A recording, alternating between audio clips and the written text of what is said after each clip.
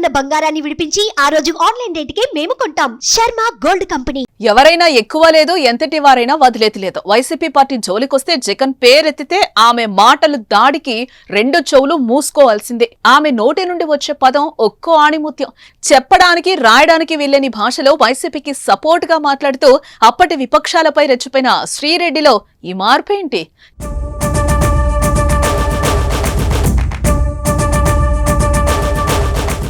కేసులకు భయపడుతున్నారా? నిజంగానే పశ్చాత్తాపం చెందుతున్నారా? ఆమె మాత్రం మారాను అంటున్నారు, తప్పు తెలిసిందంటున్నారు, క్షమించమని వేడుకుంటున్నారు. తాజాగా లోకేష్ జగన్లకు లేఖ రాసింది. అధికారం శాశ్వతం కాదు, అధికారంలో ఉన్న సమయంలో ఆచితూచి వ్యవహరించాలి. ఆడిన మాట చేసిన పని ఆలోచించి చేయాలి కదా, లేకపోతే కష్టాలు కేసులు తప్పో. మరి ఏ పార్టీకి చెందిన వారైనా ఇదే పరిస్థితి. ఇప్పుడు కూటమి ప్రభుత్వం అధికారంలోకి రావడంతో వైసీపీని కేసులు వెంటాడుతున్నాయి. ముఖ్యంగా జగన్ హయాంలో సోషల్ మీడియా వేదికగా రెచ్చిపోయిన వారి లిస్ట్ ను వెతికి మరీ కేసులు పెడుతున్నారు. గ్రామ స్థాయి నుంచి రాష్ట్ర స్థాయి వరకు ఎవరిని వదలటం లేదు. ఇలాంటి టైంలో శ్రీరెడ్డి టార్గెట్ అయ్యారు. ఆమె చేసిన వ్యాఖ్యలు మాటలను మర్చిపోని టీడీపీ జనసేన శ్రేణులు ఆమెపై ఇప్పుడు కేసులు పెట్టారు. దీంతో శ్రీరెడ్డి తాను చేసిన తప్పు ఇప్పుడు తెలిసొస్తోందని అంటున్నారు. దీంతో శ్రీరెడ్డికి తాను చేసిన తప్పు ఇప్పుడు తెలిసొస్తోందని అంటోంది.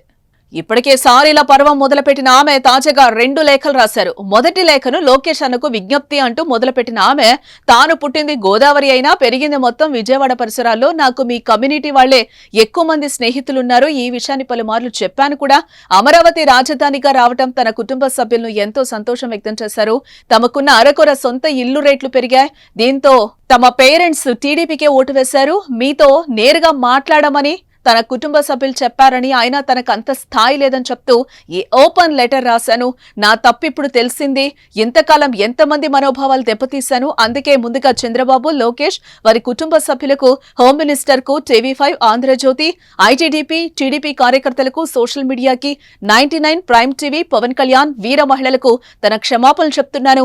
ఇప్పటి పరిస్థితుల నుంచి జారుకోవడానికి ఈ లేఖ కాదని, భవిష్యత్తులో వైసీపీ అధికారంలోకి వస్తే తన బుద్ధి వంకర అవుతుందని అనుకోవద్దు.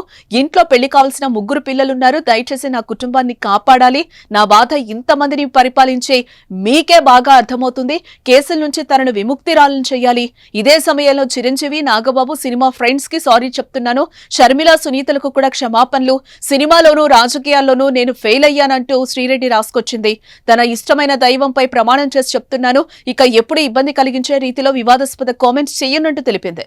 అలాగే జగనన్నకి భారతమ్మకు నమస్కారాలు అని మరో లెటర్ మొదలుపెట్టింది. జగన్ భారతీయులకు మిమ్మల్ని చూసే అదృష్టం నాకు లేదంటూ టీవీలో చూసి తాను ఆనందిస్తానని అన్నారు.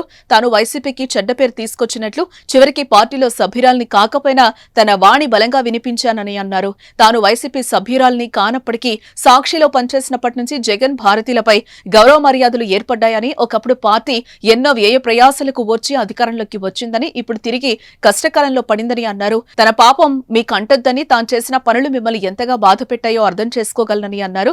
అయితే తన వ్యాఖ్యలతో పార్టీకి నష్టం జరుగుతుందని తాను అనుకోలేదని, ఇప్పుడు అసలు విషయాన్ని గ్రహించి పార్టీ కార్యకర్తలకు దూరంగా ఉండాలని నిర్ణయించుకున్నట్లుగా తెలిపి ఇట్లు మీ శ్రీరెడ్డి అని లేఖను ముగించింది.